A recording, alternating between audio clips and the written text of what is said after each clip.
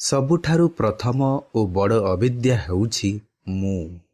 ଜୀବାତ୍ମାର ବିରାଟ ରୂପରେ ମୁଁର କେଉଁଠି ହେଲେ ସ୍ଥାନ ନାହିଁ। ମୁଁ ବ୍ରହ୍ମ ରୂପରେ ଥାଏ ବା ଶୂନ୍ୟ ରୂପରେ। ମୁଁ ସହିତ ମିତ୍ରତା ଯେତିକି ବଢ଼ିଚାଲେ କଳଙ୍କ ସେତିକି ବଢ଼ିଯାଏ। ଆମେ ଚାହୁଁ ମୋର ପଣର ବିସ୍ତାର ହେଉ।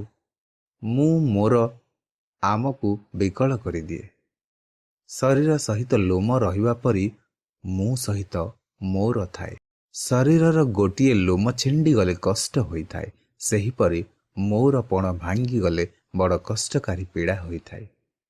ମୋର ଘର, ମୋର ପତ୍ନୀ, ମୋର ପିଲା, ମୋର କାର, ମୋର କୁକୁର, ମୋର ବିଲେଇ ଏସବୁ ହେଉଛି ମୁଁ ପଣର ଅନ୍ତହୀନ ବିସ୍ତାର। ମୋର ବୃଦ୍ଧି ଆମକୁ ଭଲ ଲାଗେ, ହ୍ରାସ ନୁହେଁ। ମୁଁ ସହିତ ମୋର ହଟାଇ ନେଲେ ପ୍ରଭୁଙ୍କଠାରେ ଆମର ଅସ୍ତିତ୍ୱ ବିଳୀନ ହୋଇଯିବ। ଆମେ ଆସକ୍ତିରୁ ଅବିଦ୍ୟାରୁ ମୁକ୍ତ ହୋଇଯିବା। ଅଖଣ୍ଡ ଜ୍ୟୋତି, ମାର୍ଚ୍ଚ 2026, ପୃଷ୍ଠା ସଂଖ୍ୟା 45।